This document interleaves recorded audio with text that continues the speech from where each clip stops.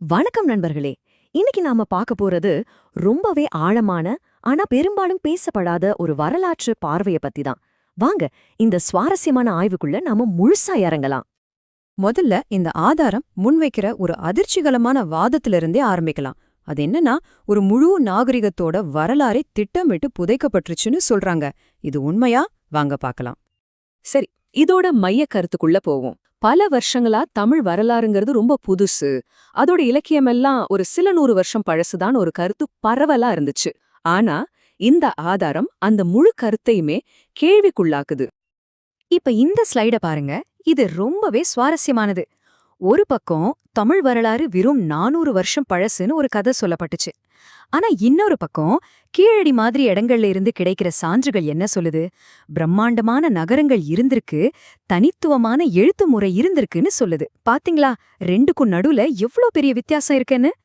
சரி, இலக்கியம், எழுதின பதிவுகள் இதெல்லாம் ஒரு பக்கம் இருக்கட்டும், அதையெல்லாம் பிற்காலத்துல வந்ததுன்னு ஒதுக்கி வச்சுட்டாங்க. ஆனா இந்த பூமி தொல்பொருள் ஆராய்ச்சியாளர்களுக்காக என்ன ரகசியங்களை உள்ளுக்குள்ள வச்சிருந்துச்சு, நிலத்துக்கடியில என்னென்ன சான்றுகள் காத்துக்கிட்டு இருந்துச்சு? முதல்ல அதிகாரப்பூர்வமா என்ன சொல்லப்பட்டுச்சுன்னு பாப்போம். தமிழ்நாட்டுல கிடைச்ச கற்கருவிகள் எல்லாம் சுமார் 2 லட்சம் வருஷம் பழமையானதுன்னு நம்ம தொல்லியல் துறை ஆரம்பத்துல கணிச்சுது. இதுதான் அடிப்படையா இருந்துச்சு. ஆனா புது சயின்ஸ் வந்ததும் இந்த கணக்கு மொத்தமா மாறப்போகுது. இப்போதான் ஒரு பெரிய திருப்புமுனை வரப்போகுது. மദ്രാசியன் கலாச்சாரம்னு சொல்லப்பட்ட அதே கருவிகளை புது அறிவியல் முறைகளை வச்சு ஆய்வு செஞ்சப்போ வரலாறு பத்தின நம்ம பழைய புரிதல்கள் எல்லாமே உடைய ஆரம்பிச்சது. 15,10,000 வருஷங்கள். அடேங்கப்பா, சும்மா யோசிச்சு பாருங்க. இது வெறும் ஒரு நம்பர் கிடையாது.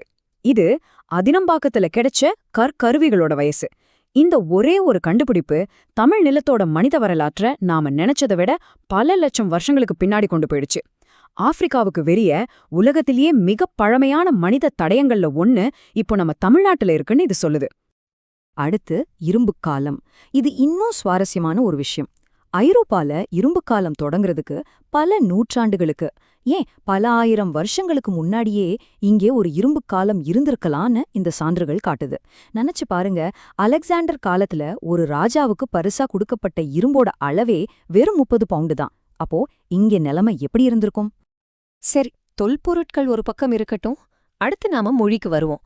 ஏன்னா பொருட்கள் கிடைக்கிறது ஒரு விதம்னா, எழுதப்பட்ட சான்றுகள் கிடைக்கிறதுங்கிறது முற்றிலும் வேறொரு தளம் இல்லையா? இங்க பாருங்க, தமிழ்நாட்டுல கிடைச்ச கல்வெட்டுகளை பிராகிருத மாதிரி வட இந்திய மொழிகளை வச்சு படிக்கிறதுக்கு சுமார் 25 வருஷம் முயற்சி செஞ்சு தோத்து போயிருக்காங்க. ஏன்னா அந்த எழுத்து வடக்கிருந்து தான் வந்திருக்கணும்னு ஒரு அனுமானம் இருந்துச்சு. ஆனா எப்போ ஒருத்தர் அதை தமிழா படிக்க முயற்சி செஞ்சாரோ அப்போதான் அந்த சங்ககால புதிரே விடுபட்டுச்சு. இந்த ஒப்பீடு ரொம்ப முக்கியம். அசோகன் பிராமி தான் எல்லா இந்திய எழுத்துக்களுக்கும் மூலம்னு ஒரு கருத்து இருந்துச்சு. ஆனா கீழடியில கிடைச்ச பானை ஓடுகள்ல இருந்த தமிழ் எழுத்துக்கள் அசோகர் காலத்துக்கு முன்னாடியே, அதாவது கிமு 685ஆம் ஆண்டை சேர்ந்ததுன்னு தெரிய வந்திருக்கு. அப்போ இது அசோகன் பிராமிலிருந்து வந்ததா, இல்ல இதுவே ஒரு தனிப்பட்ட பழமையான எழுத்து முறையா? இந்த ஆதாரம் 2வது தான் சரின்னு சொல்லுது.